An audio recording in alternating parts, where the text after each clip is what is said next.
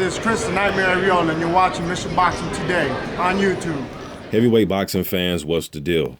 So according to BoxRec, Oscar Rivas is supposed to be back in the ring June 3rd.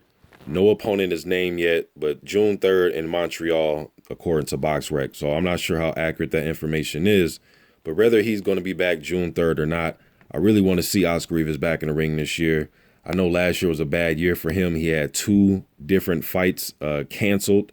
The Gerald Washington fight because he failed his eye exam, Oscar Rivas did, and then he also failed an eye exam when the fight with him and Amir Mansour was signed. So, man, that was a rough year for him last year, getting those two fights, taken off the table, because to me, those could have been a showcase fight for him. I'm not saying he would have beat those guys, but just he had an opportunity to showcase himself, and the fights would have been televised here in the States, so it would have been a good look for him. And I believe the Mansour fight was going to get thrown on the Wilder versus Ariola undercard.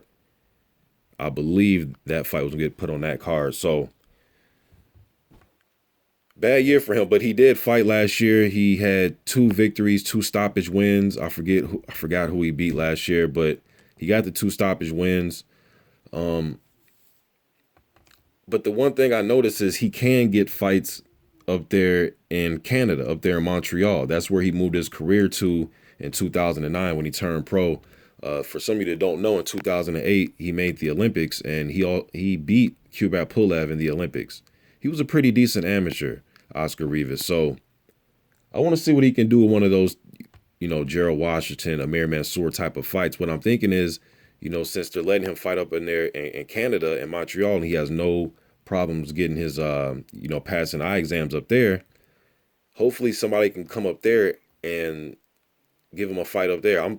If it can't be an American fighter, maybe, one of the European guys, Alexander Dimitrenko. He picked up a victory. He actually just beat an undefeated prospect, Sweden's Adrian Granat, somebody who I had rated highly with the up-and-coming prospects.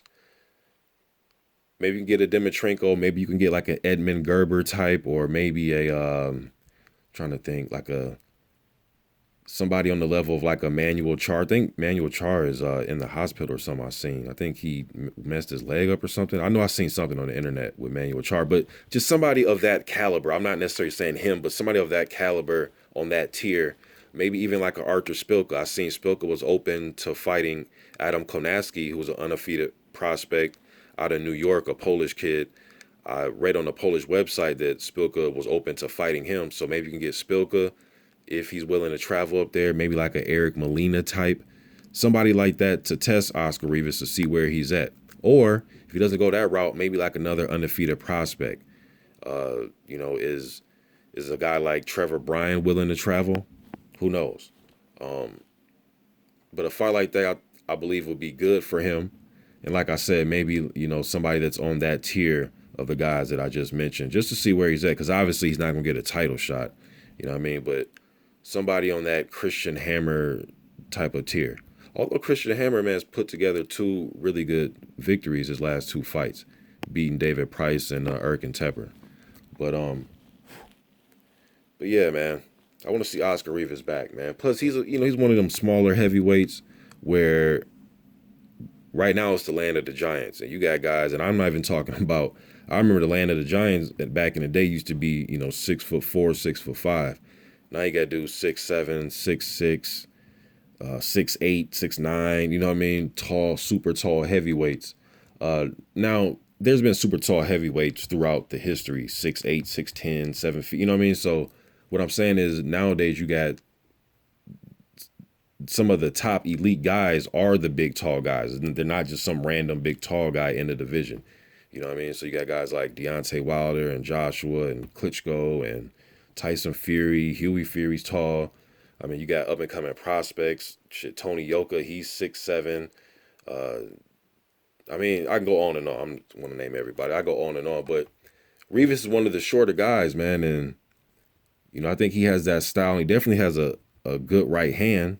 But if you watch that Luis fight, like I said, that Severo Luis fight, you look at that fight and you say, man, now if he's in there with somebody that's bigger, stronger, longer reach, better jab, better power with the right hand, more of a ring presence, he may be in trouble.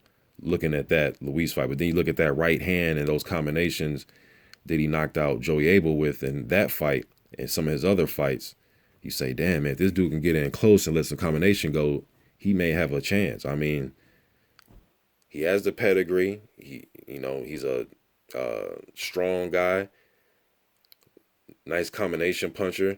Wish he move his head a little bit more. Sometimes he put up the high guard and he, tries to parry and catch jabs, which could be a nightmare if he's in there with, one of the top guys of the division. But I don't know, man. I still want to see him fight, man. Hopefully, but I'm not sure how possible it is for him to pass an eye exam down here. So maybe somebody has to go up there. But then again, it's like, who wants to go up there and fight him? I don't know. They can get somebody over there. David Allen, somebody that's just willing to travel. Something. I mean,